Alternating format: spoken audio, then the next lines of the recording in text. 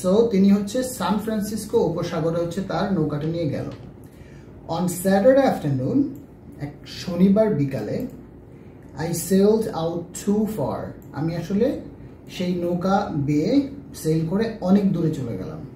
The strong afternoon winds, ঠিক আছে, এই যে বিকালের যেই তীব্র বাতাস, সেটা pushed my sail boat out of the bay, এটা আমার যে সেল বোটটা ছিল বা নৌকাটা ছিল সেটাকে মানে ধাক্কা দিয়ে বা সরিয়ে নিয়ে গেল বের বাইরে। বে তো হচ্ছে উপসাগর, তার মানে উপসাগরের বাইরে নিয়ে গেল, তার মানে হচ্ছে সাগরের মধ্যে নিয়ে চলে গেল।